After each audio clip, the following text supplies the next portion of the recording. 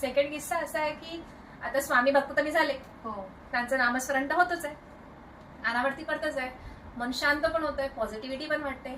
तर आता म्हटलं काय करावं, थोडीशी आपण म्हणतो ना अजून भक्ती, आपण आपल्याकडे एक छोटीशी मूर्ती असावी, त्यांच्या डोळे दर्शन दिसावं सारखं असं.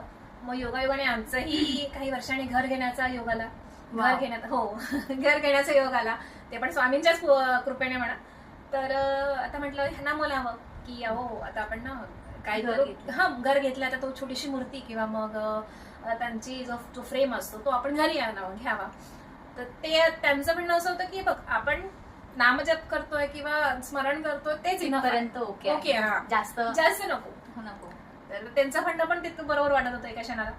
ठीक आहे, पण मग मी मनातल्या मनात स्वामींना ठीक आहे, आता बघा तुमच्या कृपेने घर तर भेटलंय, आता मला तुमचं माझ्या घरामध्ये आगमन सुद्धा हवंय. त्याचं घर घेण्याचा योग आला आणि आमंत्रण सगळ्यांना गेली आणि माझ्या एका चुलत सासऱ्यांना पण आमंत्रण गेलं. अपेक्षा नव्हती की ते येतील म्हणून, पण ते आले. आणि किस्सा असा आहे की ते जे आले ना त्यांनी आम्हाला म्हणजे घर भरणीत आपण म्हणतो घराची पूजा करताना गृहप्रवेशाच्या दिवशी जे गिफ्ट देतो त्या गिफ्ट मध्ये काय असेल, काय गेस? स्वामींची मूर्ती असेल? नाही, त्यांची फ्रेम, आणि ती एवढी मोठी फ्रेम झाली होते. तर मी तिथेच बोलले, मी सगळ्यांना तिथेच बोलले की स्वामी घरी आले.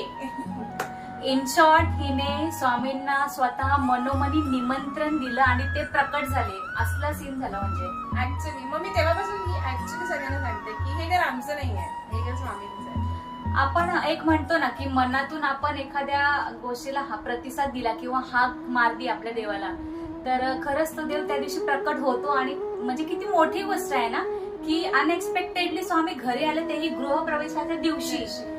मायवर काटे आले, मग त्याचं आठवण सुद्धा असं ना डोळे भरून येतात यार, खूप छान वाटतं. आणि खरंच म्हणजे आपल्याला ना स्वामींना फक्त हाकेची गरज आहे, तुम्ही फक्त त्यांना हाक द्या, ते तुम्हाला ना नक्की मार्ग दाखवते, कुठल्या ना कुठल्या म्हणजे कुठल्या ना कुठल्या रूपात ते तुमच्या समोर येतील.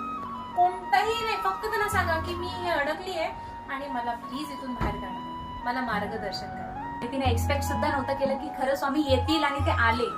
तर खरं खूप छान किस्सा होता. खरंच खूप खूप धन्यवाद तुझे माझ्या या पॉडकास्ट मध्ये येऊन ही स्टोरी सांगितल्याबद्दल. अजूनही नेक्स्ट पॉडकास्ट मध्ये तिच्या खूप साऱ्या स्टोरीज आहेत, कारण की ती स्वामी भक्तच आहे, त्याच्यामुळे तिच्यासोबत खूप साऱ्या स्टोरीज आहेत. तर आपण नक्कीच तिला भेटूया नेक्स्ट पॉडकास्ट मध्ये. आणि तुमचे काही असे किस्से असतील तर नक्की मला ऑडिओ क्लिप किंवा व्हिडिओ क्लिप किंवा तुम्ही स्वतः मला निमंत्रण दिलं तरी मी तिथे हजर राहील आणि नक्की तुमचा पॉडकास्ट करेल. कारण की प्रत्येकाची आपापल्या देवावर श्रद्धा असते, असं नाही की स्वामींवर असतं. तुमच्याही श्रद्धा असतील तर नक्की नक्की नक्की माझ्यापर्यंत पोहोचवा. आणि खूप खूप धन्यवाद.